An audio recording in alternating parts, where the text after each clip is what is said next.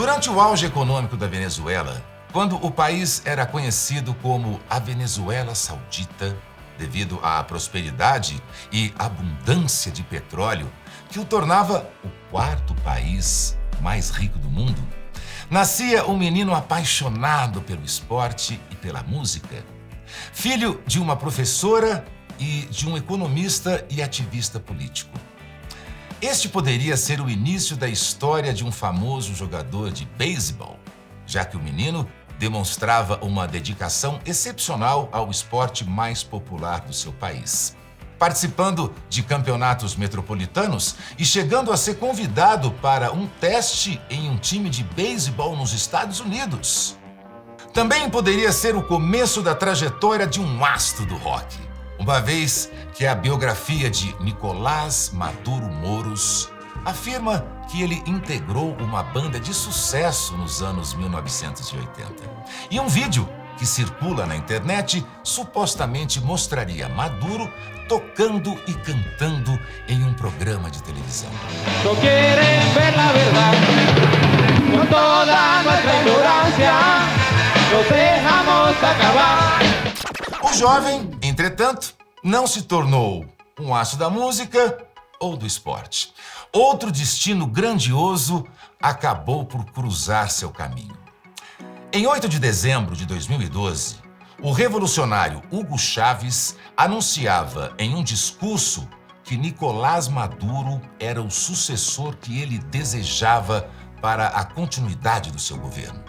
Mi opinión firme, plena como la luna llena, irrevocable, absoluta, total, es que en ese escenario que obligaría a convocar, como manda la Constitución de nuevo, a elecciones presidenciales, ustedes elijan a Nicolás Maduro como presidente de la República Bolivariana de Venezuela.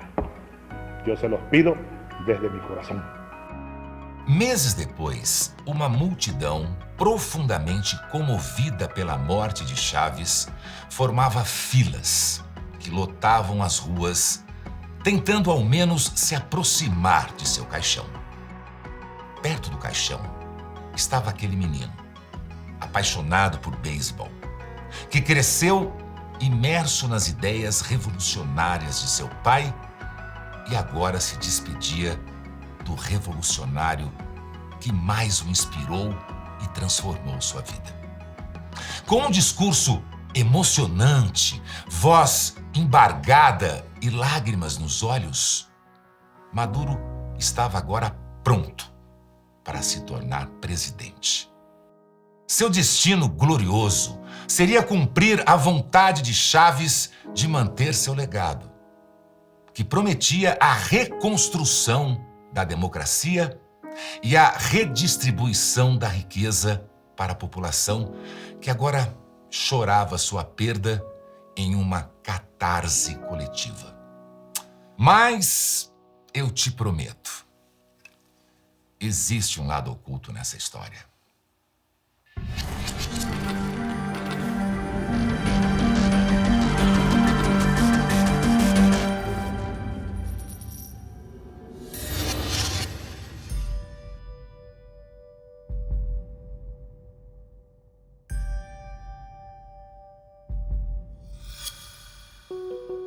A história de Nicolás Maduro Moros é obscura desde o seu nascimento. Apesar de dizer ter nascido em Caracas, não se pode afirmar com precisão se Maduro sequer nasceu na Venezuela, pois mais de 5 paróquias diferentes já foram apresentadas por oficiais de seu governo como seu local de nascimento.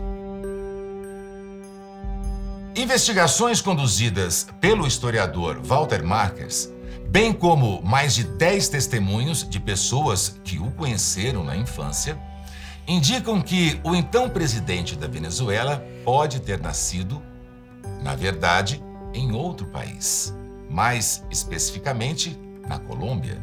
¿Usted se acuerda de él, pequeñito y todo? Claro, ¿Y cómo era él pequeñito? gordito, bajito. E isso seria suficiente para impedir sua posse na presidência. uma vez que, de acordo com a Constituição da Venezuela, é exigido que o candidato ao cargo seja venezuelano nato. No puede ser presidente de Venezuela. No lo es, porque nació en Colombia, porque es colombiano de nacimiento y porque es hijo de colombiano y la Constitución colombiana establece que hijo de colombiano es colombiano. A hipótese de que Maduro sequer seja venezuelano ganha força, considerando que seus pais são, de fato, colombianos e que até hoje não foi apresentada uma certidão de nascimento oficial de Maduro na Venezuela. Su partida de nacimiento en Colombia, a nuestro juicio, fue mutilada y el índice del libro correspondiente de una notaría de Bogotá también desapareció. Diversas páginas de livros notariais em cartórios da Colômbia foram eliminadas, rasgadas e índices foram adulterados justamente após a data do seu nascimento, o que reforça essa suspeita. O local de nascimento de Maduro tornou-se um enigma, assim como sua suposta participação em uma banda de rock venezuelana chamada Enigma. Embora a biografia recomendada por ele mesmo afirme que Maduro fez parte da banda e um vídeo que viralizou na internet mostre um homem de bigode farto, supostamente como sendo o futuro presidente, posteriormente foi confirmado que Maduro nunca cantou nem foi baixista da banda. Os membros do grupo Enigma desmentiram que o indivíduo no vídeo seja Maduro, afirmando que ele nunca se apresentou e nunca gravou com a banda, ao contrário do que o livro sobre sua vida afirma. O homem do vídeo, viralizado e divulgado como se fosse Maduro, na verdade se chama Carlos Carrillo, o vocalista do grupo. A divulgação de uma informação flagrantemente falsa em sua própria biografia, no entanto, não impediu que o próprio Maduro divulgasse e recomendasse a leitura do livro que apresenta inverdades sobre sua vida. Mais um fato incontestável no livro é o engajamento de Maduro na política. Inspirado por seu pai desde a mais tenra idade, que o levou a ser presidente do centro de estudantes de sua escola, já na adolescência, lutando pela promoção do socialismo e da solidariedade desde então. Anos depois, Maduro trabalhou como motorista de ônibus, tendo se destacado nessa fase de sua vida como sindicalista, defendendo a transição para o socialismo em seus discursos aos colegas motoristas. Em uma citação que consta em sua biografia, Maduro afirma, abre aspas, entrei lá para trabalhar, seguindo a estratégia da Liga Socialista para construir uma força sindical de classe e revolucionária nas empresas fundamentais do Estado venezuelano. Elaboramos um plano para desenvolver forças revolucionárias sindicais nessas empresas e unir com as forças populares dos bairros e as forças camponesas. A ideia estratégica que compartilhávamos era que tudo isso convergisse em uma insurreição geral contra o sistema. Fecha aspas. Todo esse engajamento político levou Maduro a conhecer, em 1993, o comandante Chávez, que estava preso após uma tentativa de dar um golpe de Estado. Chávez e seus companheiros do Movimento Bolivariano Revolucionário 200, mais conhecido como MBR-200, haviam tentado tomar o poder na Venezuela em 1992. O golpe fracassou, mas conferiu fama a Chávez, que era visto por Maduro como um mito, nas palavras do próprio. Maduro descreveu o momento em que visitou Chávez pela primeira vez na prisão. Abre aspas. Foi como viver um momento histórico. Eu estava diante de uma lenda, um mito vivo. Fecha aspas. Em 1997, Maduro foi, junto com Hugo Chávez, um dos fundadores do movimento Quinta República, o MVR, o partido que elegeu Chávez como presidente em 1999. A proximidade de Maduro com o então presidente o levou a ocupar cargos importantes no governo, como ministro das Relações Exteriores e vice-presidente. Uma prova da confiança depositada em Maduro foi o papel desempenhado por ele na campanha eleitoral para reeleger Chávez em 2012. Em um exemplo de colaboração entre os membros do Foro de São Paulo, cuja face oculta eu já revelei, Maduro era o responsável pelo pagamento dos marqueteiros políticos que foram enviados pelo PT à Venezuela. Em depoimento, durante as investigações da Lava Jato, Mônica Moura, mulher do marqueteiro João Santana, declarou que aproximadamente 11 milhões de dólares foram pagos pela campanha eleitoral. Esse pagamento foi feito em caixa 2. Maduro entregava pastas abarrotadas de dólares diretamente para Mônica Moura e se certificava de que ela seria escoltada no caminho.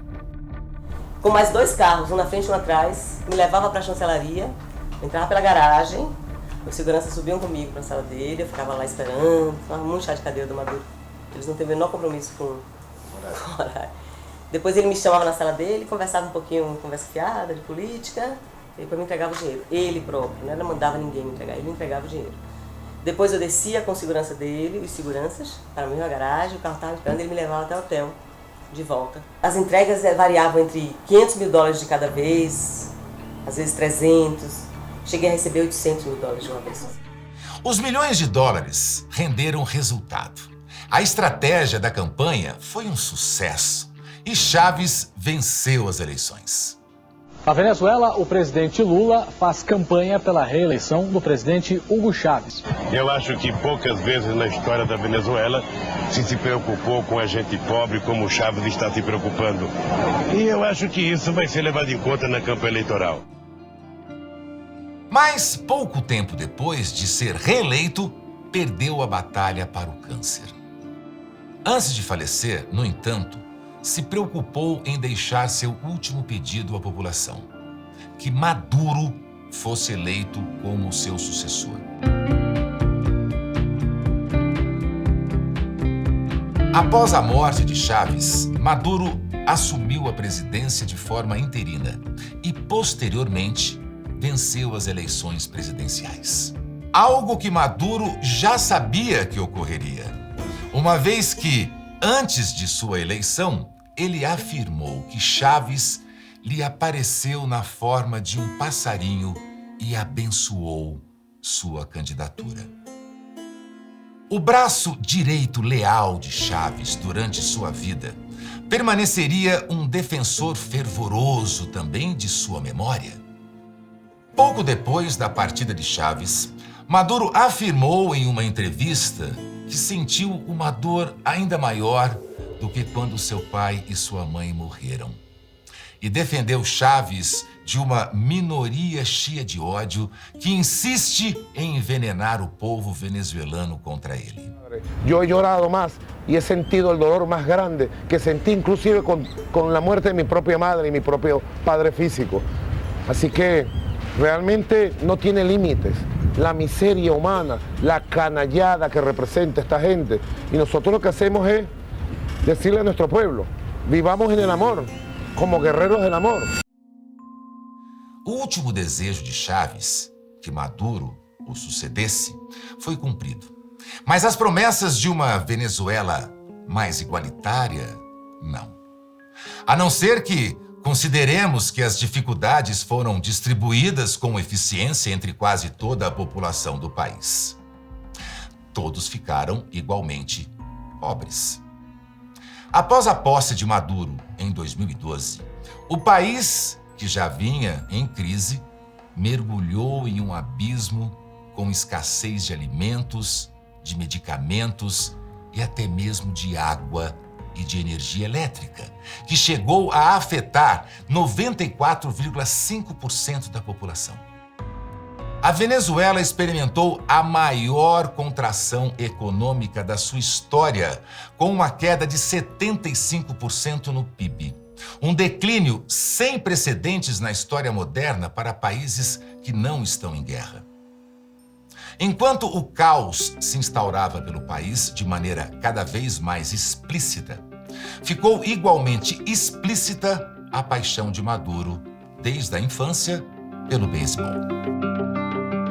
Isso porque, logo após a morte de pelo menos 12 manifestantes que protestavam contra o seu governo em 2017, a reação de Maduro à tragédia foi fazer uma publicação, jogando beisebol tranquila e alegremente.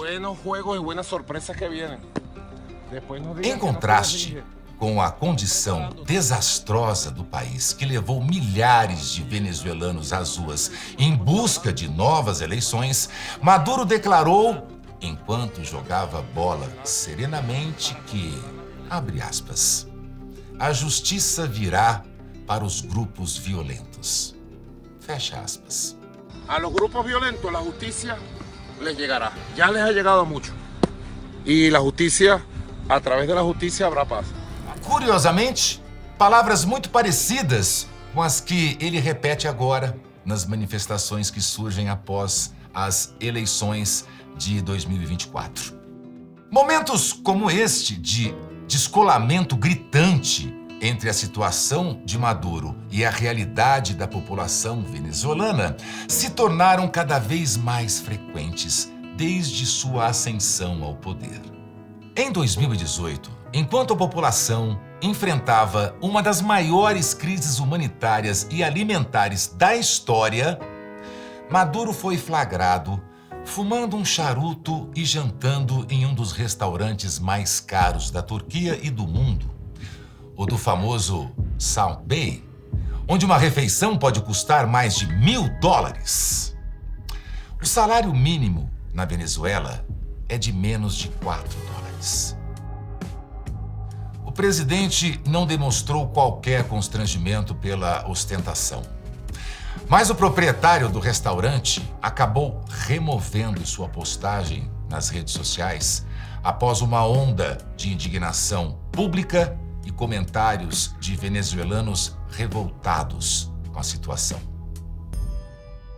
Essa constante revolta da população, que já lidou com uma inflação de 63.000% e com o maior índice de subnutrição da América do Sul, e que já atingia 6,5 milhões de pessoas em 2023, parece não afetar Maduro, que nega persistentemente a crise na Venezuela e recusa até mesmo o recebimento de ajuda. Em 2019, Maduro rejeitou o socorro humanitário e determinou o bloqueio militar da entrada de diversos veículos carregados com alimentos e medicamentos que aguardavam liberação na fronteira colombiana. Maduro afirmou que não iria aceitar a ajuda porque a Venezuela não é mendigo de ninguém. Enquanto ele fazia essas declarações, cenas de pessoas buscando comida no lixo proliferavam pelo país. 1 em cada 3 venezuelanos não conseguiam atingir exigências nutricionais mínimas. E mais de 5,4 milhões deixaram o país devido à fome, segundo dados da Acnur e de um relatório do Programa Mundial de Alimentos da ONU. Mas por que um presidente se interessaria em não receber ajuda para combater a fome em seu país?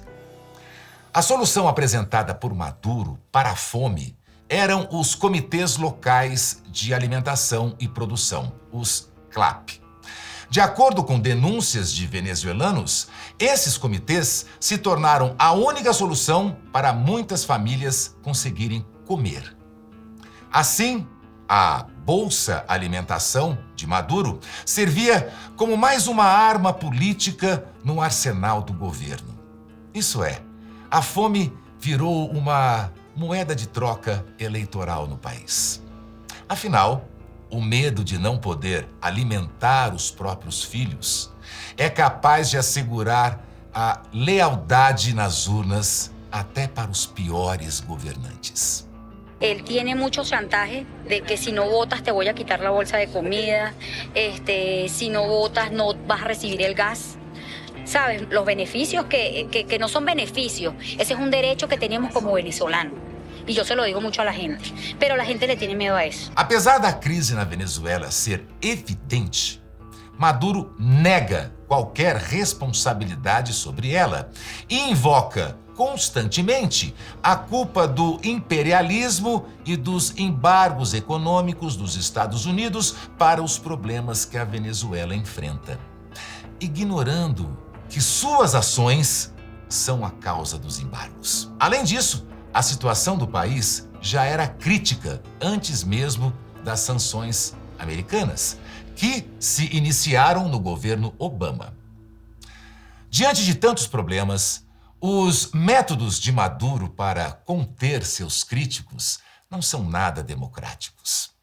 Líderes da oposição, quando não são presos, exilados ou impedidos de concorrer às eleições, costumam desaparecer de forma tão misteriosa quanto os registros de nascimento de Maduro. Alguns até aparecem, mortos e torturados misteriosamente após se oporem de forma incisiva ao governo. Como foi relatado pelo irmão de Edmundo Pipo Rada no documentário Infiltrados, Venezuela, da Brasil Paralelo. Venimos fundando un partido y bueno, de generación en generación hemos nosotros venido trabajando de la mano con la comunidad, con lo social. Así lo hacía mi mamá, así lo hacía mi padre, mis abuelos y bueno, mi hermano, que lamentablemente el régimen lo asesinó hace, ya va a cumplir 4 años, en octubre. Fue un caso muy sonado a nivel nacional e internacional. El caso del concejal Edmundo Pipo Rada. Fue encontrado... ¿El tatuaje es ese? Sí, sí. Fue encontrado sin signos vitales en la carretera Petare-Mariche, parcialmente quemado, de aquí hacia abajo, torturado, fractura de rótula de la rodilla y un batazo aquí en la frente y con un tiro de gracia en la sien. A cena se repete agora. O presidente da Assembleia da Venezuela, Jorge Rodrigues, o mesmo que pediu a prisão de Pipo, que depois foi torturado e assassinado, recentemente pediu a prisão dos líderes da oposição, alegando que eles estariam promovendo uma agenda fascista. Essa movimentação que você vê é um cara líder da oposição sendo colocado dentro desse carro, não sei por quem. Uma ditadura em que as decisões são tomadas desse jeito aqui. Opositores de Maduro têm denunciado há muito tempo a perseguição e a violação dos direitos humanos pelo governo. E para aqueles que se recusam a ouvir a oposição por questões ideológicas, há também o relatório oficial da ONU, que reforça a violação de direitos humanos no país. O relatório indica que as forças de inteligência e segurança da Venezuela torturaram diversos detidos políticos e seus familiares.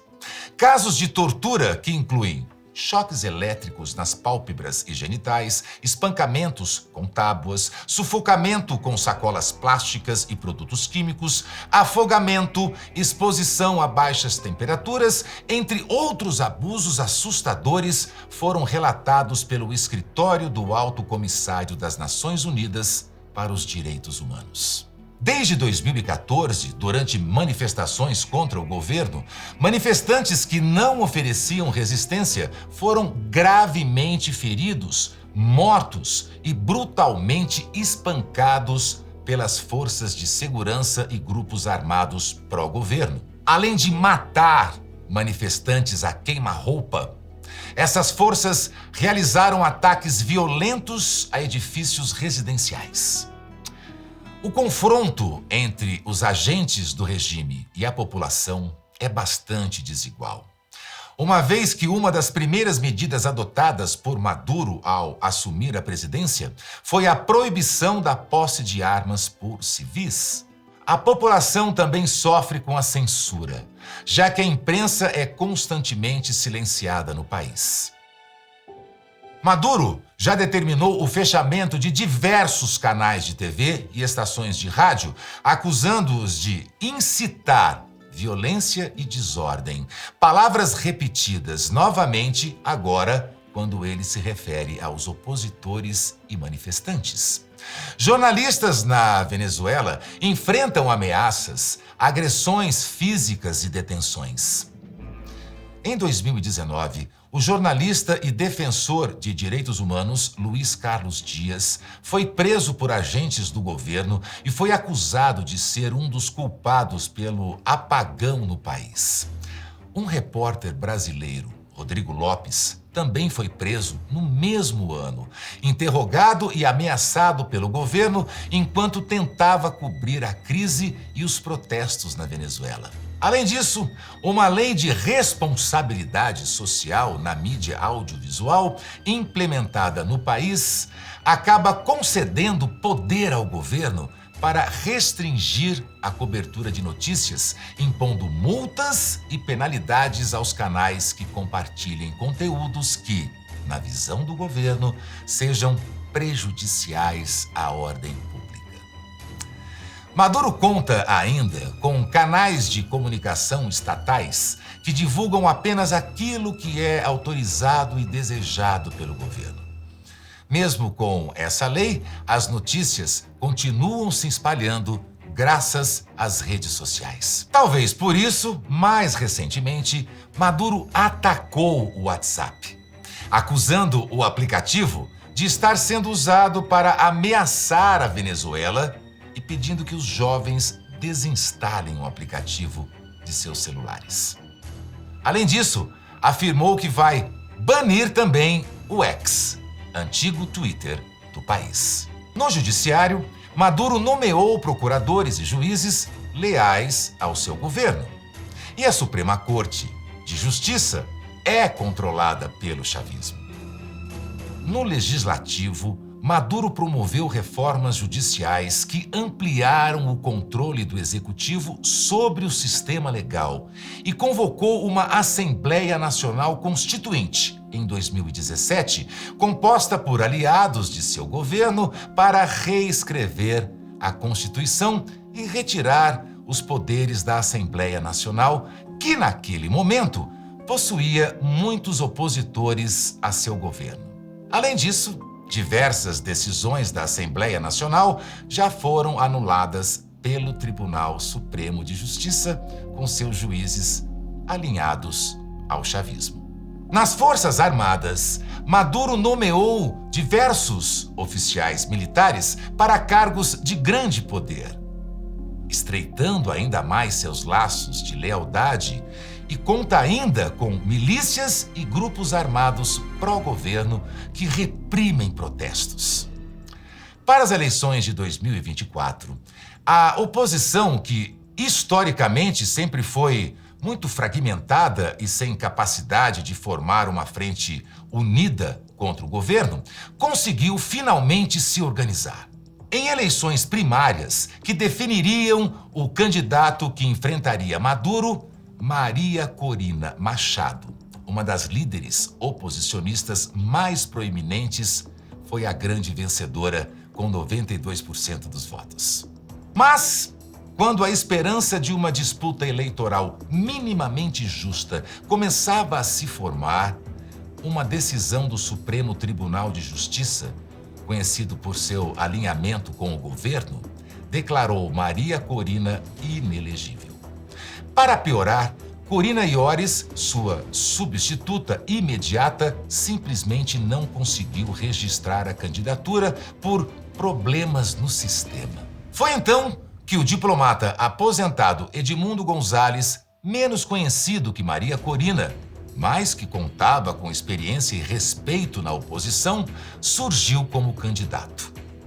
No entanto, essa esperança foi novamente golpeada. Em uma eleição marcada por graves suspeitas de fraude e diversas irregularidades denunciadas, o CNE, Conselho Nacional Eleitoral, declarou Maduro vencedor. Um resultado contestado por vários países e impossível, de acordo com os cálculos de votos realizados pela oposição. Maria Corina afirmou que a oposição venceu com cerca de 70% dos votos, de acordo com as atas a que tiveram acesso e que foram divulgadas na internet. Quando questionado, Maduro afirmou estar, abre aspas, diante de um golpe de Estado elaborado pelos fascistas da extrema-direita e apoiado pelo imperialismo norte-americano. Fecha aspas. O resultado do pleito segue sem uma definição até o momento da gravação deste programa. Apesar de o lado obscuro de seu governo estar cada vez mais exposto, Maduro ainda possui defensores fervorosos, especialmente entre os militares, que adquiriram ainda mais poder durante sua gestão. E uma ala da esquerda que adota o seu discurso de que os principais problemas enfrentados durante o governo são atribuídos ao imperialismo, à oposição fascista e aos embargos impostos pelos Estados Unidos, sendo reverenciado por uma parte da população na Venezuela e fora dela. As mãos pra cima, cintura solta, solta o levante, tô com Maduro. As mãos pra cima, cintura solta, solta o levante, tô com Maduro. Maduro, até o momento, já acusou a oposição, jornalistas, hackers, o imperialismo, a agenda fascista, os Estados Unidos, Elon Musk e até o WhatsApp, entre muitos outros, de serem responsáveis pelo que ocorre no país. As manifestações que tomam conta das ruas após as eleições de 2024 ocorrem principalmente em bairros que antes eram verdadeiros bastiões do movimento chavista e que apoiavam ferrenhamente o governo de Maduro, indicando uma mudança radical de cenário. Até o momento da gravação deste programa, Maduro já prendeu mais de 2.000 venezuelanos em repressão às manifestações contra o seu governo. O número de mortes em poucos dias de protestos já ultrapassa 20 e continua a crescer. Se você conhece alguém que precisa conhecer a história completa de Nicolás Maduro, indique a assinatura da Brasil Paralelo. E para aqueles que acham que os seus segredos estão enterrados em segurança nas covas perdidas da história, tenham cuidado. Pois existem 3 coisas que não podem ser escondidas por muito tempo: o sol, a lua e as faces ocultas que eu vou revelar.